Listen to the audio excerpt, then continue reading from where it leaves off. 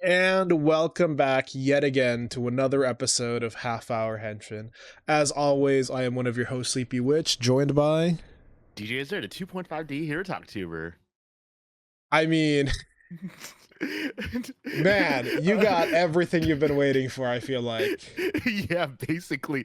Okay, so I'll just basically say it. Like I was like what was like what was right, I remember. Okay, so on today we record on Tuesdays now. So on Sunday when I did watch the episode, I just messaged Sleepy. Holy fuck, my patience paid off. The Ryugi episode is so good. It was pretty fun. Yeah. Also, but oh man, like let's jump around it a little bit. Number one, Ryugi, basically meeting the maid. It's so funny. Like her ability to just yell "stop" for safety is so funny and used in this episode. Also, like, it honestly kind of feels a little OP, I'm not gonna lie to you. It is. Here's the thing, we're probably gonna see that more next episode than we did this episode. Yep. But before we edit that, yes, no, I fucking adore the, like, him being like, that voice. And then she, like, takes off the ring, and, you know, it's like, it's me, young master, and immediately is like, Hoeru, we're running. And he's like, we're what? And then we get the, like, cut to behind him, he's already gone. Yeah, it's so good. Ryugi has like gone at his own pace this entire show so far. Just does shit. And actually, you know what? I'm gonna say the tweet that I sent you yesterday too. That Flame said, where it's like, I understand why people feel that Rikuo and Ryugi don't have as much going on as the others. However, these two exude an amazing blowjob brothers energy that I can't help but love them together. They did come as a set, and I do really like them as like a comedic duo. It's honestly almost like what's it called? Oh god, it's almost like a non-traditional like Manzai pairing where there is no straight man in this group. It's two insane people. Yeah, but surprisingly in this episode, like, you know, despite me, like, you know, wanting it, we actually really didn't get much about his past and why he doesn't really want to go back. No, it's just like, to be fair, I think because we, like we said, this is set up to a two-parter next week, so yeah. I feel like we're gonna get more of the details next week. This week we've basically just set up some of the stuff we already knew, that he comes from like a rich family of doctors, but it also looks like, okay, I think at least I had thought that it looks like maybe he got kicked out of his family for following Lord Tegasword, but it looks more like he left willingly and that his dad wants him back so he can continue the family job. Yeah, which is crazy. Like it's really compelling. Like, you know, Ryugi has literally just been the one that's been shrouded in the most mystery, as we've been saying, and I've been complaining for this episode 30 for 12 episodes when I wanted my Ryugi episode, and I'm getting it. You are, and the big thing is, what I'm wondering is, because I think Ryugi's supposed to be like a bit older than Hoeru in this show, which also means that, like, depending on how old he was when he like found Lord Tegasword, he might have left like in the middle of medical school. Yeah, maybe, or near the very end, because I do know I think he's supposed to be like a bit older than them, other than obviously Kinjiro, who's, you know, the oldest, but so there's a possibility that this whole time he's just had a medical degree. Very true, which is really funny to me. Yeah, honestly. Or it could be that he somehow messed up medically, and he basically ran away, or like who knows what it could have been. Like, that's maybe. Here's the thing. I'm leaning towards him having left on his own, because like, she came back and was like, your dad is pissed and he wants you back. I feel like if he had messed up, it would be like a little bit of a different vibe, but so far at least I think that he left willingly. And also, and talking about Shoko the maid, like, you know, she has like this little like charm, and we don't know exactly what implications, if it's romantic or just like, you know, the servant master relationship, but it is heavily featured in the show.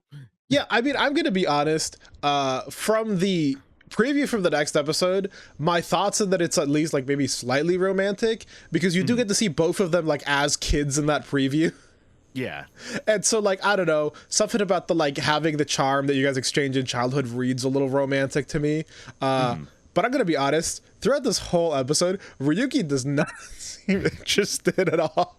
Yeah, it's He's so just good. running. I love that. I think it's also very funny that we're seeing kind of how competent she is. That like he ran and she was already at the cafe waiting for him. Yeah. Uh, Also, funny enough, in this episode, like, like, despite how, like, well balanced it was, it's really funny how we didn't see oh my god, how we didn't see how we didn't see Sumino or Rikuo at all until the final fight of the episode. Yeah, basically. I also just love that we have like this was a Hoero is struggling episode. He got hit with the like heavy manners man. beam and has just been struggling with the heavy ass chain on him the whole time. Yeah. Honestly, Actually, yeah, let's talk about manners number one, the manners fight. That was a fun fight. it really was. I do love that he just shows up. Also, I do love that this is another fight that Hoero is like 100% unequipped for because he just gets destroyed. Rest in peace. But it's really funny though, like, seeing the seeing all the manners. Like, it's like, yeah, you could definitely tell that Ryugi knows his shit. Like, he does. I think my favorite one was when we cut to after eating and like Hoeru's just like eating through everything and it's like drinking the water out of the like finger bowl. Yeah, which is wild. I mean, hey, he's a poor boy. He grew up literally on the streets. You really can't blame him for not knowing things. Also, like, to be fair, a lot of that like higher level manner stuff are really only stuff you learn if you're like really really rich. Which again, Ryugi was, which also just makes me curious. Like, I want to know about his first meeting with Tegasword because it's like, what happened that made him be like, yeah, I could just leave everything. Yep. Oh man, and then then we could just actually, like, and we could just jump to like the actual fight itself. So pretty much because of how before we get to the fight, I think the other funniest, the one like real kind of thing about Rikuo, we see Bouquet with the Rikuo shrine, and then, I just love this. Kuon knows that's Gozudra Blue, and is like, has she not realized who that is? Well, I might as well use this to my advantage. And like goes up to her, it's like, oh, he's great. I think you guys would make a lovely couple. And she's like, couple? No, I would never think of my idol like that. It was super cute, but also I just love that he's trying to use this for his advantage. He's like, I think this is something I can work with here, which again is leading me to probably one of the episodes I'm gonna look forward to this series is gonna be the one where she finds out he's Gozu Blue. That's gonna be a fun one. But I love that setup of like Kuon realizing this and is like, all right, time to cause problems on purpose. Which then again, leads to them showing up to help out in the fight. And then we get the fight itself. So pretty much everyone, like, because of how obvious the transformation pose is for Kaioh Ranger, we actually do get to see, like, the steering wheel, and people are saying, oh my god, I can't believe the Universe Rangers are actually are finally starting to do their the transformations based on what they did before, and people were like saying, no, please look at all these poses. It was just more subtle because, like, what is it? The lawyer guy actually was holding his hand up like vertically always, like how the Don Bros held their guns, right, and stuff like that. Yeah, and it's like, it's like it was, and like what was it? I think one of them was the Resoldier ring. He actually just did it in the same way that they would in that show. Yeah, so, and I like, mean, even and here's the thing, even for even the Tyranno Red, he did it more to like, that was more of like a Power Ranger homage, but he did like the push the front, Tyranno morph. That was actually oh my god, the Zoo Ranger. Zoo Ranger. Yeah, that was actually Zoo Ranger because like they actually held it upside down, and then when they turned it, that's when they transformed. Huh. That was actually in Zoo Ranger. That actually was the Zoom Ranger pose. Well, I mean, even then, so like, I just think people haven't noticed that like they have been, you know, you can only do so much with like very different like styles of Morpher, you know, especially for again some of the gun themed ones. But I mean, I feel like they've been trying, but obviously with the Car Ranger it becomes like super obvious because of how like unsubtle the posing is. Yeah. But also, and also just talking about the fights. Yeah. The Car Ranger versus Manners No One was very cool. Her like sliding around, and especially that one shot of like he grabs the sword and she pulls on little thing and it just starts like revving up. Yeah, it's that good. Was so sick. Yeah. Oh man. But yeah, and after that, like, you know, the way that Ryugi wins with kindness, like, it's like, oh my god, he really beat me in manners. Oh my god. It was good. I also do love that comes after a realization from Hoeru, who does probably my favorite attack of the episode, which was just fucking jumping and doing a 180 headbutt using the weight of the Manners chain. Yeah. Oh, you know what that reminds me of? That reminds me of Boon Boonja. Remember the how rich you are beam? Yep. Yeah. It's like it was so good. But you know, that leads into the Ryugi realizing, because he's like, hey, well, you know, it's not actually like manners aren't actually like, it's not actually very good manners to like be bragging about your manners to other, to be like saying it just to like make other people feel bad. But yes, very good like ending to that. Yeah. Honestly, and then the lead into the two-part where Shoko shows up is holding, it's like she is so determined to keep Ryugi safe, and that's why yeah, to bring him back. So yeah. Yep. And so she turns into what did they call him? Like they called it like oh god, it wasn't Bancho, but he was like something. It was Bosoku or something. Like, Berserk. Yeah, it was like Bosoku, Berserk. I think. Yeah. Berserk Red, which by the way, I love the fucking Gakura. Yes, that coat is so the good. Coat, and the hammer. The safety first hammer, fantastic.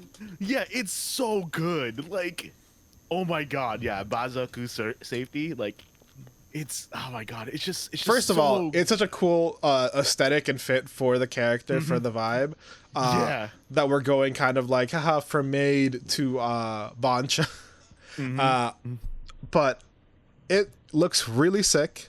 Talking about that real quick, man, again, seeing the fights in this show have been so fun, because just the fact that we're having like 3 different fights at once has been like so enjoyable. We have the mech fight and transitioning seamless from like the mech 1v1, which again, really funny that Kinjiro's like, stop fucking talking to baby, talk with me, I am an 85-year-old man. Yeah. But straight into the, you know, the Rikuo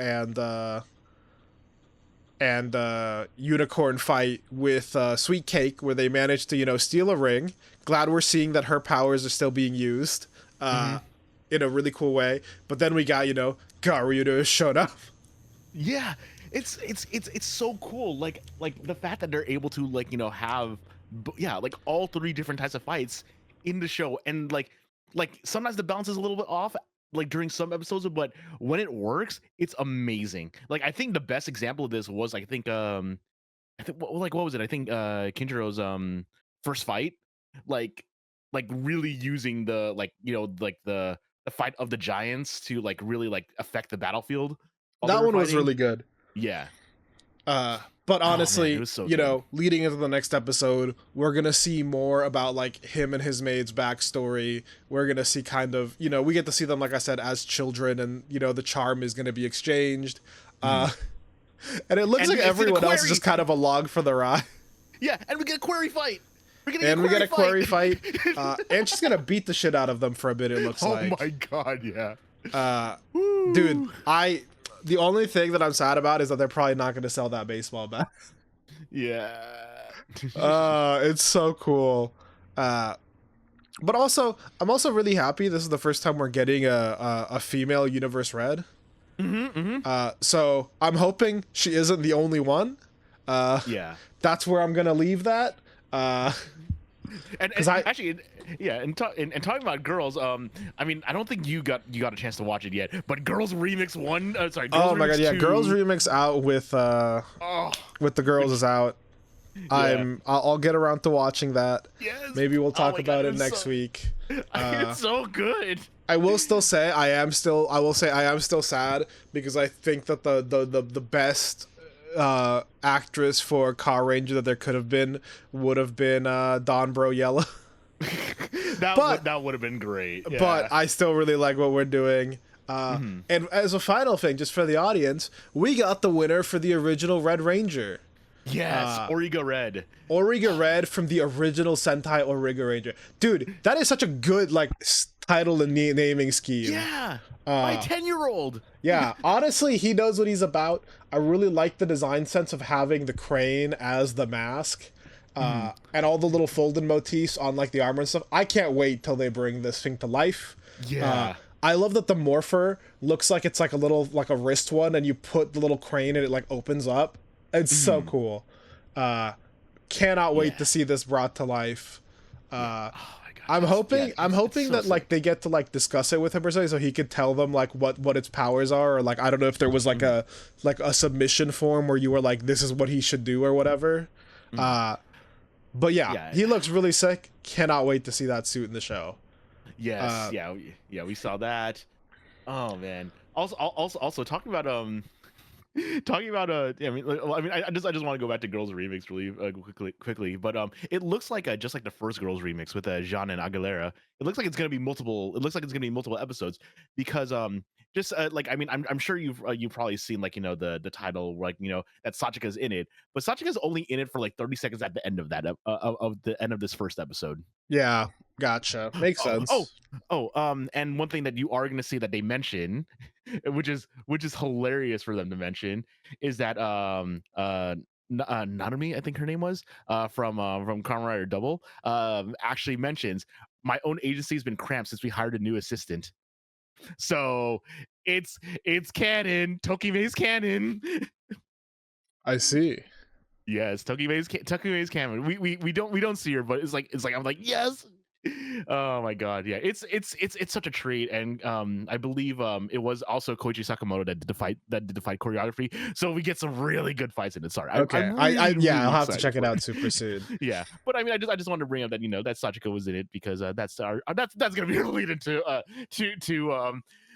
holy shit, what is that boss music I hear? Oh my God, Gavv. dude, Lango finally showing up and God. reminding us why he's the why he was put as the primary antagonist. Yeah, like like what was it, like people were joking around, like people were like saying it, like I saw so many tweets along the lines of what is it, does nothing for the entire season, shows up and let me just break out my Sephiroth boss music. No, literally. First of all, I love the thing that he comes to the president and is basically like, hey, you realize that if we like kidnap these many humans, they're gonna find out about us. Like, we're not gonna be able to operate in secrecy with these number of people going missing. And she's like, yeah, whatever, who cares? Which I feel like is gonna lead into a plan. Like, I feel like he's planning something, right? Like, I don't think he's gonna let this just like continue. Like, well, I guess I just work for them now. But honestly, oh my God. First of all, Dente, you motherfucker, I thought you were dead. Yep. So remember what I was talking about last week about how I cannot trust this fucking show and its previews? No, we can't. They just, but here's the thing, like, oh my God, dude. I swear to fucking God, because I also heard people be like, yeah, Dente's death was kind of anticlimactic, and I was like, honestly, like a little bit. Like, I feel like they could have built, and it's like, oh, he didn't die. You just thought he did. It's like, fuck. I named the last episode Rest in Peace. Yeah. I thought he was dead. But okay, Dente's alive. We have more disappearances happening. I love that we get to see a little bit of Honto like doing work that is unrelated to like Granute hunting stuff. And also we have Uma. So I need to find who said the tweet because I want to give him credit for it. But like I saw a tweet like saying this is just we have man on a mission at home, and then someone quote tweeted it with guys on an objective.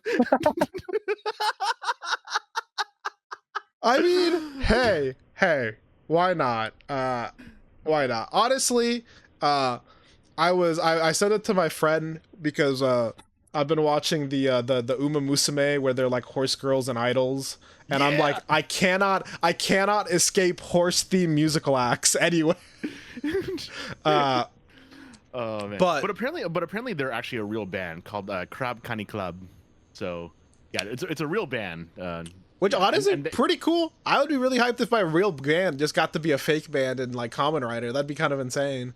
Yeah, and apparently, I'm sending you the image right now. They actually do wear a crab mask, and they look like this. Oh my god, those are awesome. Yeah, dude, wait, those look okay. Those are super sick. Holy shit. Yeah, I know, right? That's fantastic. Anyway, the setup, I do love that we just get to see a bunch of like Shoma and Sachika just being happy, helping out a friend, doing all these things, and then it just gets jump cut to like millions are disappearing. We have lost thousands already, and obviously the setup being, oh man, where's there gonna be an event where there's gonna be a bunch of people ready to be kidnapped that we've just set up. It's like, well, I guess I know where Lango's gonna strike. Yeah, and apparently, what was it? It was Lango's idea too to come up with all the toxins, and like that's and that. Yeah, they're using Log-A9's toxins that looks like they like re-engineered or whatever because you know Nyelv was the one who gave him the belt and his surgery and stuff, so they were able to reverse engineer his toxins. They set it all up.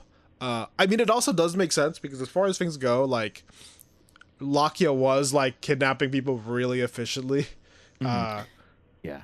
And not only that, this episode he actually is afraid of having Sachika know that he was the one that did that too. Like man, all I'm gonna say is like I've definitely been a little bit on the like Lakia Sachika train, but I've been like, oh yeah, it's a little bit in the background, but the just straight up like Sachika, does she know? I was like, ooh, he really cares about her opinion, huh?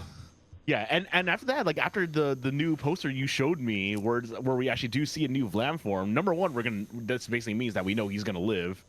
For how long we don't know, but I mean, still, he means. Here's the thing that like I said, that could always be a grease blizzard for him. Which again, the only thing that makes me really sad is that nothing for Sachika that we've seen. Because eventually there is gonna hit a point where it won't matter. Like if Sachika gets a suit in like the last episode, I'm gonna be like, that doesn't count. Fuck you. At the same time, and I'm only saying this because of Girls Remix. Kamen Rider Geo, Tsukiyomi actually, Tsukiyomi only gets her rider form on the final episode of the show. But in Girls Remix, on the third episode of it, we get a full fight scene for her. So I have a feeling. Yeah, but it's lame to not have her actually do anything in the main show. Like, yeah, true. I have a feeling it's gonna be set up so that she could use it in Girls Remix. I'll take what I get because I don't have a choice, but I'll complain about it not being good enough. Again, especially with how important she's been to the plot. But like, let's be real. That's one of the things that sucks. She's a really important character. She gets sidelined a bunch. But like, if I really liked Sachika, what was I supposed to do? What merch can I buy for Sachika? True. Also, actually, talk about Sachika too. Like, what was it? Like, everyone like was remembering how they were saying in interviews that or she was saying in interviews that she's basically Shoma's mom. And in this episode, we basically see him take on a lot of her mannerisms. Oh my god, it's so cute! It's so cute. Yeah. I do love them like as a little family unit. I do love that like Sachika basically did like adopt Shoma. And just having been there for him and, helping him out. All super cute. Which, leads into the terrifying part of this episode. Lango. First of all, the airplane scene of just all of these guys being taken in an airplane and having the airplane, like the fight happen in a fucking airplane, like strip. That was pretty Yeah. cool. I do love every once in a while you'd get the like shots looking up at them, and you could, like an airplane would fly above, and it's like, oops, yep, they're just doing this out here. Yeah, it's crazy. Like, they actually just gas the plane, and like, oh my god, They gassed the plane, they took the people, and then Lango proceeded to just mollywop the fuck out of them. yeah, just no sold everything. Like, Honestly, it was pretty insane. His barriers that basically meant he never even like lifted a finger when he was dealing with Vlam and Valen, fucked up. The fact that even when going using the Gochi pod and fucking going to over Gavv, he just, first of all, I do love when they like layer barriers. It's like how you broke through one, keep going. yeah, But yeah, no, it literally was just like boss music play. He demolished them, he destroyed them. Over Gavv used his power, and again, we keep getting the references of like, hey, you have a lot of power. If only you knew how to use it.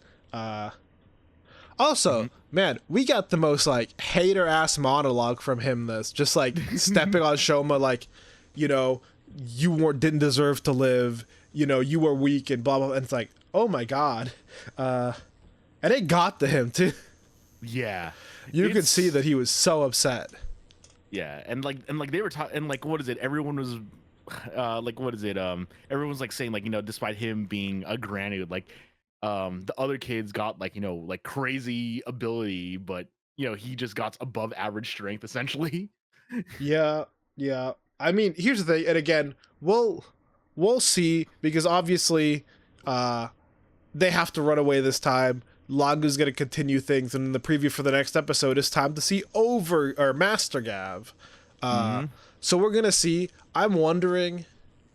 I don't know. I'm wondering if there's gonna be more to his final forms, in the same way that they keep talking about him like not being able to control over Gavv, and so I'm wondering if it's like, oh, is Master Gavv like the controlled form, or is it gonna be like Master, or like Master Gavv is like based more on like his human half, so he can control it more, and then later he's going to use that to learn to control Master more or over more.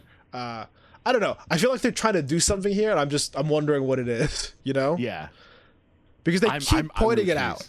They keep being like really specifically like, you have a lot of power. Sucks you don't know how to use it. Yeah, and man, it's just. Whew. But honestly, fucking Lango looked awesome. We finally got to see him like go full monster too, because we had to see like his full body without like the human suit and everything. Oh dude, he looked awesome. He really did Sephiroth. He kind of has like the Cloud plus Sephiroth, because he's got the big greatsword, but it can fucking extend too. Honestly, it really does set him up as like a very formidable foe. And again, he's got to be planning something. I feel like there's no way that Lango's not like actually final boss. Yeah, and not only that, I mean, even though it's not for him specifically, like it does say that dark treats are a means to an end. Yep. Ooh. So I mean, the end seemed to be controlled from what we were talking about. That's why they wanted originally Jeeb and Sheeta to marry into prominent families. So we're gonna see where that goes. We also still have the like. Man, okay, so we have the setup with him. We have the stuff with the president, kind of different factions. We don't know what he's going to do from here, because again, I still feel like Lango's probably going to be, I don't know, I don't feel like he's going to be like a mid-game guy here where we get rid of him right before the end. I feel like, well, I mean, we still should have about 10 episodes. And honestly, I have a feeling that we're going to see Glotta go down next, and Nyelv, because, scientists always have to be the major villain, obviously. Here's the thing. I feel like Glotta and Nyelv are going to go down, but if things are going the way I think, it might be possible that, like, Lango's going to be the one who takes them out. Ooh, or at the very least, Nyelv. Because Glotta is obviously, like, just kind of like, well, I think I have to, but she doesn't want to betray her brother. Nyelv, I'm kind of like, there's a chance Lango just kills him. I don't know, man. And we also had the setup that we got to see Lakia go and talk to Dente, who again, not dead, about making an antidote for his toxin. So at least we have some progress there. Again, I swear to God, they fucking got me with Dente. What? I was still kind of upset about man. that. I was genuinely sad for him. I was like, You oh, were. he We just kind of both died were. like that. And then it's like, no, he has the same habit as his nephew of just fucking passing out. Fucking asshole. Yep. Yeah, but I mean, we'll see what happens next episode because, like you said, we're finally gonna get Master Gavv, and he says straight up like I feel like calm power washing over me. Yep. So, I mean, wonder hey, I wonder if this really is the final form at this point now. I don't know. It could be. I don't know. Part of me is still thinking that there might be like a fusion final form. But I don't know. I'm just kind of, it's one of those things where like on the form wise, I'm just kind of letting them do whatever. I've been really happy with Gavv suit wise, so whatever they do, I don't think they're going to disappoint me. But yeah, we're getting to like 8 episodes, like 10 episodes left. You know what that means? In a couple of weeks, we might start getting information on Zets. Ooh, true. Especially if they've been filming ahead as far as we've seen with some of these new shows. But for now, guys, we'll leave you with that. We will be here next week talking about basically the same thing. Yep. Thanks for listening as always, and we will see you later. Later. This program is brought to you by Our unending love of tokusatsu. If you enjoyed the show, please be sure to like and subscribe. And hit the bell for notifications. And if you would like to support us further, consider becoming a patron at our Patreon, Half Hour Henshin. You can get some exclusive benefits, such as your name in the credits and joining our sticker club. Or, if you want to help with a one-time donation, you can also find us at Ko-fi at Half Hour Henshin. You can email us with any questions or theories at halfhourhenshin@gmail.com or on Twitter at halfhourhenshin.